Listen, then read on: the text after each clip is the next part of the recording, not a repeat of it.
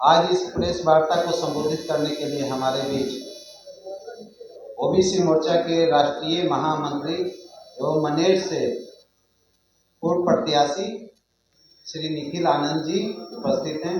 साथ ही अपने प्रदेश के कार्यालय मंत्री प्रवीण चंद्र राय जी, अपने मीडिया के सह प्रभारी प्रभात मालाकार जी और भाजपा के प्रवक्ता सुमित शशांक जी उपस्थित हैं।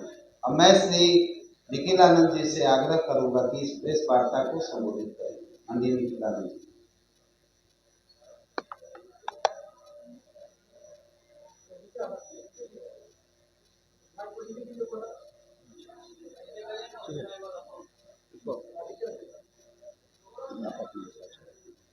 आप सभी मीडिया के सभी साथियों का हार्दिक अभिनंदन, स्वागत है।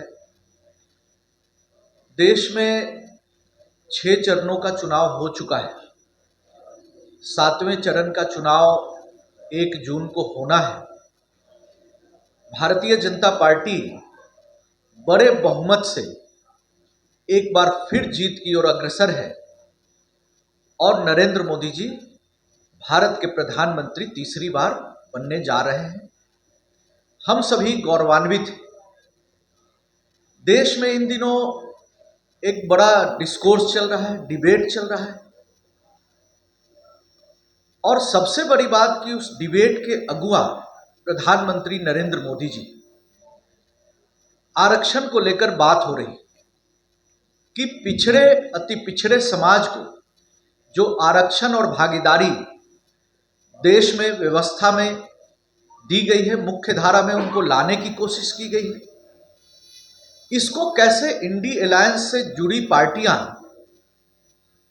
और जहां भी कांग्रेस या उनके समर्थित दलों की सरकारें हैं, वहां कैसे पिछड़े अति पिछड़े समाज की हकमारी की गई।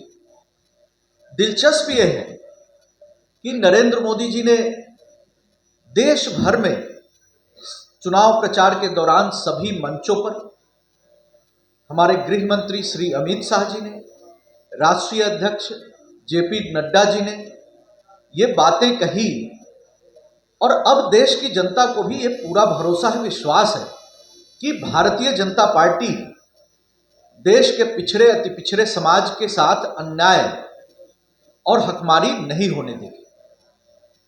लेकिन हास्यास्पद क्या है कि आरक्षण की हकमारी और मुस्लिम तुष्टीकरण के नाम पर जो पिछड़े आरक्षण में सेंधमारी की जो कोशिश इंडी अलायंस के लोगों ने की है धार्मिक तुष्टीकरण के नाम पर, उस पर अब ये सभी पार्टियों ने चुप्पी साध ली।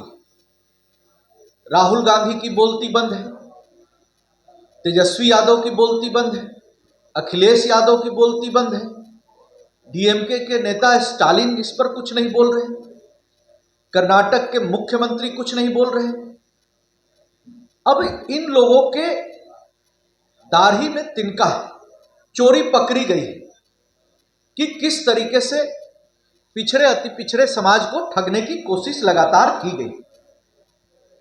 साथियों, देश की आजादी के बाद जो ओबीसी ईबीसी समाज के लिए जो काम हुए हैं वो अभूतपूर्व है और नरेंद्र मोदी जी ने पूरे आरक्षण व्यवस्था को मजबूती प्रदान की है।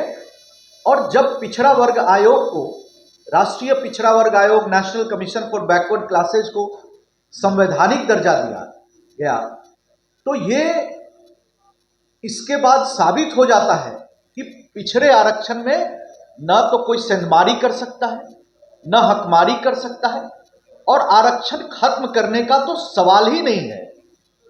यह बात देश के पिछड़ा अति पिछड़ा समाज को पता चल गया है।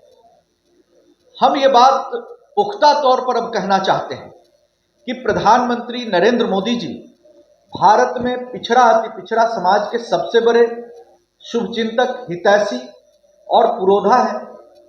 नरेंद्र मोदी जी ने कर्पूरी ठाकुर जी को भारत रत्न देकर समस्त अति पिछड़ा समाज के, वंचित शोषित समाज के लोगों को गौरवान्वित किया है।